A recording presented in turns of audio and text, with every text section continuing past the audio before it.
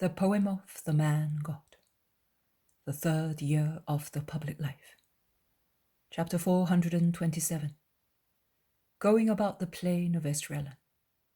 6th of May, 1946.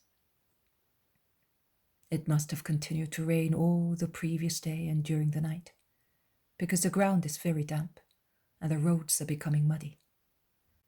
But to compensate for this, the atmosphere is clear, free from dust at all levels, and the sky smiles up there and looks as fresh and clear after the storm as if it were springtime, and the earth also smiles, dewy, fresh, clean, with a reminiscence of spring in the serene, fresh dawn. And the last drops of rain held by the entangled foliage or hanging from vine tendrils shine like diamonds in the sun, while fruits, washed by the heavy rain, display the hues of their skins, the pastel shades of which are becoming day by day the perfect hues of full maturity.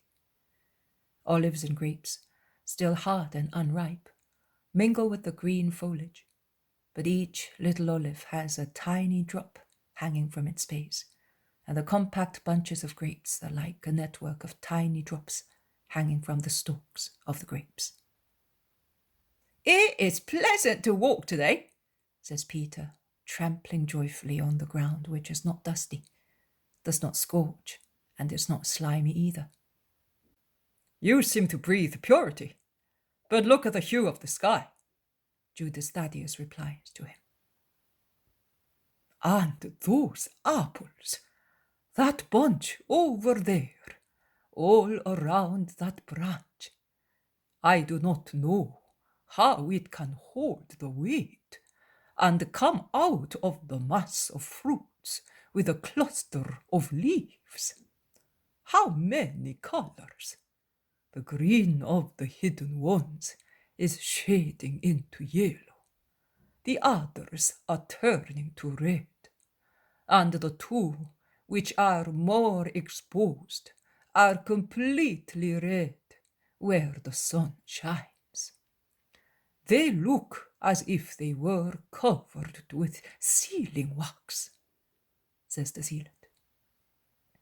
And they walk on happily, contemplating the beauties of creation, until Thaddeus, immediately imitated by Thomas and the others, intones a psalm celebrating the creative glory of God. Jesus smiles upon hearing them sing so happily, and he joins in the chorus with his beautiful voice. But he cannot finish, because the Iscariot, while the others continue to sing, approaches him and says, "Master, while they are busy and inattentive singing, tell me, how did the trip to Caesarea go? And what did you do? You have not told me yet, and this is the first moment that we are alone and can speak about it. At first, there were our companions and the disciples and the peasants who welcomed us. Then our companions and the disciples. Now that the disciples have gone ahead of us, I have never been able to ask you. You are greatly interested, but at Caesarea I did not do what I will do in Johannan's estate. I spoke of the law and of the kingdom of heaven." "To whom?" "To the citizens, near the markets." "Ah, not to the Romans. Did you not see them?"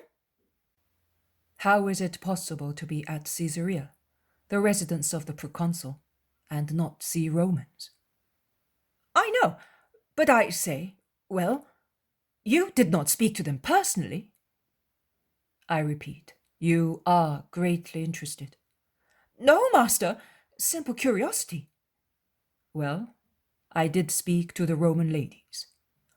"To Claudia also? What did she say to you?" "Nothing, because Claudia did not come. Nay, she made me understand that she does not wish anyone to know that she is in touch with us." Jesus lays much stress on the sentence and diligently watches Judas, who, although an impudent fellow, changes color, blushes slightly, and then blanches. But he soon collects himself and says, She does not want. She no longer esteems you. She's mad. No, she's not mad. She has a well-balanced mind. She can tell and distinguish her duty as a Roman lady from her duty towards herself. And if she procures light and breath for herself, for her soul, by coming towards light and purity, as she is a creature who instinctively seeks the truth and will not rest in the falsehood of paganism. At the same time, she does not want to be detrimental to her fatherland, not even in theory, as she might be by making people think that she sides with a possible competitor of Rome. Oh, but you are king of the spirit. But you apostles, although you know that, cannot convince yourselves that it is true. Can you deny that? Judas blushes again and then grows pale. He cannot lie and says, "No, but it is our excessive love that—" "Even more so, who does not know me, that is Rome, can mistrust me as a competitor. Claudia is acting righteously both towards God and her fatherland, by honoring me as a king and master of the spirit, if not as God, and by being loyal to her fatherland. And I admire loyal, just, non-obstinate spirits. And I would like my apostles to deserve the praise which I give the heathen woman." Judas does not know what to say. He is about to part from the master, but curiosity goads him again. Rather than curiosity, it is the desire to find out how much the master knows. And he asks, "Did they ask after me?" "Neither after you nor any other apostle." "What did you speak about then?" "Of chaste life, of their poet Virgil. You can see that the subject was of no interest to Peter, John, or anybody else." "But what had that got to do with it? A useless conversation." "No. It helped me to make them consider that a chaste man has a bright intellect and an honest heart. Very interesting for heathen ladies, and not only for them." "You are right. I will not keep you further, master." And he almost runs away to join those who have finished singing and are waiting for the two left behind. Jesus joins them more slowly, and he says, "Let us take that path in the wood. We will shorten the road and will be sheltered from the sun, which is already becoming strong. We will also be able to stop in the thick of the wood and eat in peace."